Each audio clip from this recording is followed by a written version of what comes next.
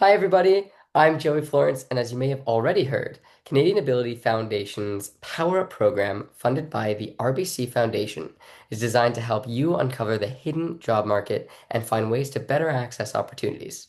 As part of our ongoing Power Up video series, I'm happy to introduce Cathy Cope.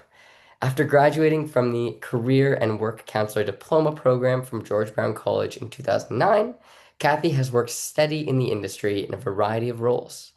For the last 10 years, Cathy has been a Resource and Information Center employment advisor at Wotton Employment Services, as well as the main facilitator of their core workshops.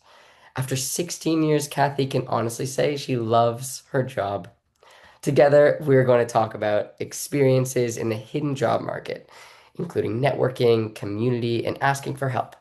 Our goal is to discuss what it takes to find opportunities and build connections, how we can stand out at work, and how we can grow beyond the job.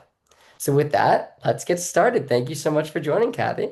Oh, I'm so happy to be here. Thanks for inviting me. Oh, absolutely. So, I wanted to start the conversation by talking a bit about what it takes to find opportunities and build connections. And I was going to start by asking you, how do you feel about asking for help or guidance when you're looking for work?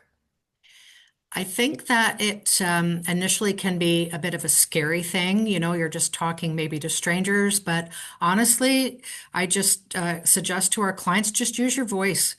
Just talk to people anywhere, anytime.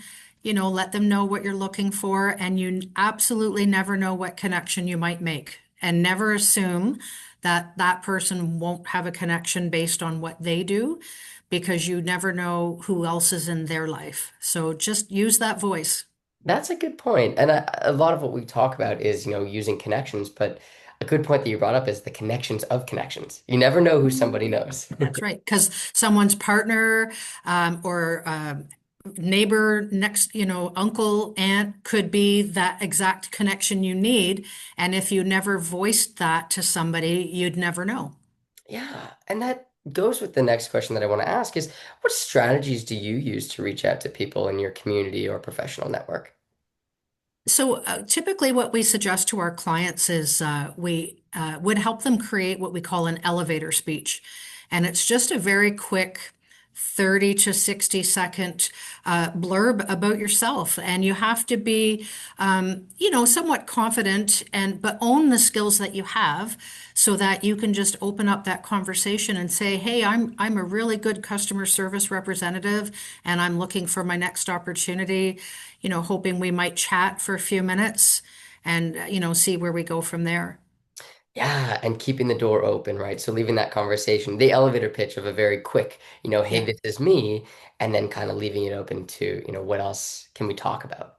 exactly. Yeah, that's really cool. A lot of what we're talking about too is standing out. So even when we do get the job, I'm wondering what does confidence at work look like to you, and how do you show it or tell people that they can show it? Simply put, for me, it's just showing up. It's being at the job or where you need to be. It's as best as you can, leaving everything else at the door and just focusing on the job at hand, what you need to do. Can you help other colleagues? It's doing what you say you're going to do and owning mistakes because we all make them.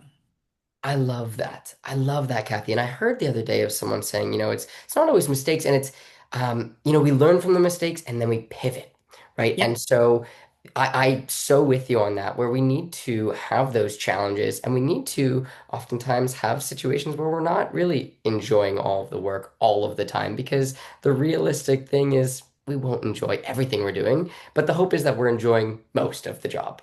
absolutely. Yep, absolutely. So I'm wondering, what small habits or routines do you use to make a positive impression every day at work? For me personally, it is I am I'm the person at work that people come to for help for, their computer's not working. Kathy, can you help me?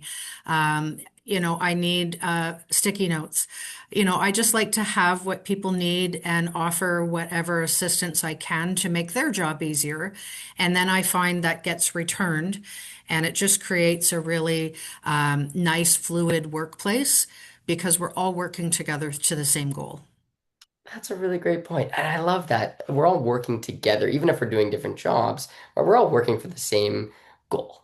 I Yeah. love that.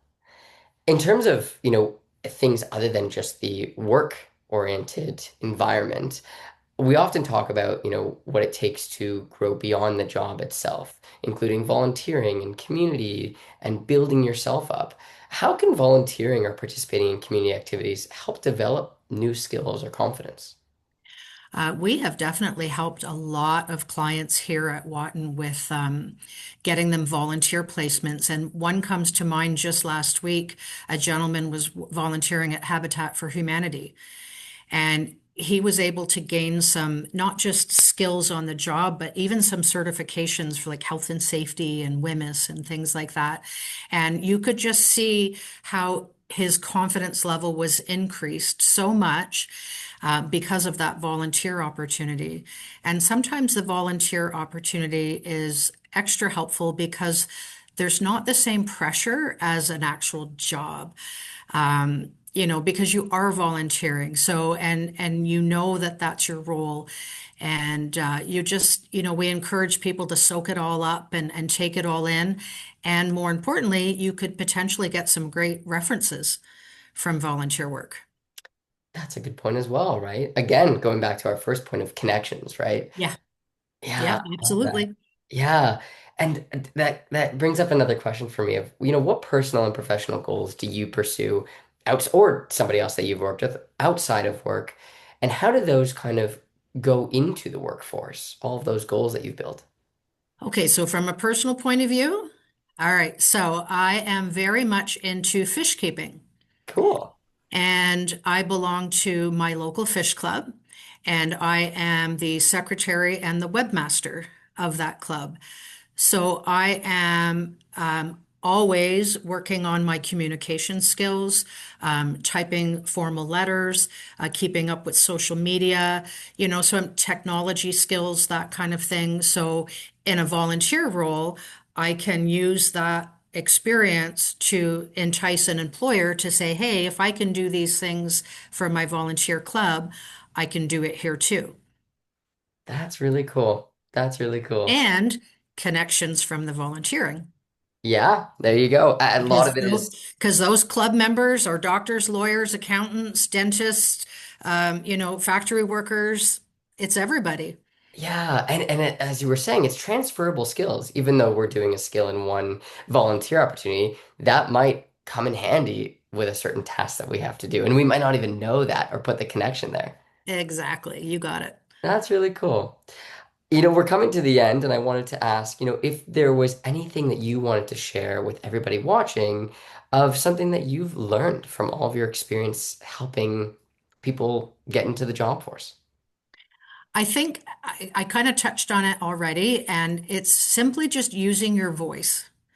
People think networking and cold calling and all those things are hard and intimidating, but it's just talking.